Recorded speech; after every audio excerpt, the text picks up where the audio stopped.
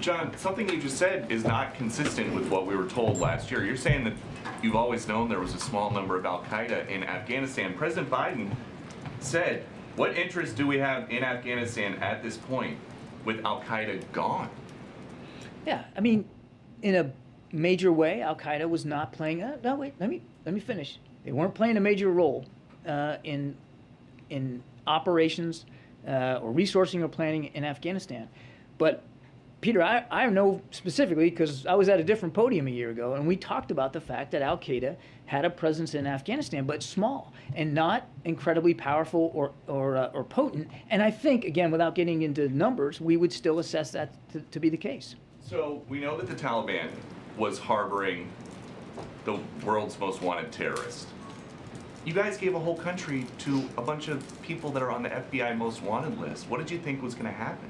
I would take issue with the premise that we gave a whole country to terrorist groups. I mean, again, I'd encourage you to ask. Harboring the world's #1 terrorist. How is that not giving a country to a terrorist sympathizing group, if not giving them permission to have terrorists just sit on a balcony? The question, I mean, Peter, the way you asked that, it makes it sound like we owned Afghanistan a year ago. It wasn't our country. It was an independent sovereign state.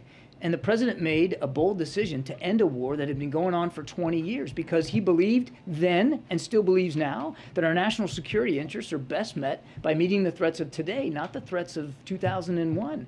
And I don't want to relitigate the whole war here, but obviously no one anticipated the Ghani government to fall as fast as it did. But we said at the time that as we depart Afghanistan, we're going to keep vigilant. We're going to stay ready, and we're not going to let Afghanistan become a safe haven for terrorists who threaten our homeland. And this past weekend, we proved that case precisely. But so now that you know that the Taliban is not living up to the part of the deal that they made with the U.S. to not let Afghanistan be a place that terrorists feel like they can be safe, what are you going to do about it? Well, that gets to Peter's question. I'm not going to telegraph decisions that haven't been made or policy initiatives one way or the other. I would just say for some spectacular terrorist attack in the U.S.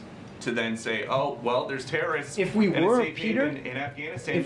Now we can go get them. If we were, Peter, then we wouldn't have taken the hit on Saturday, the strike that we took on Mr. Zawahiri, if we were just waiting. This isn't about waiting.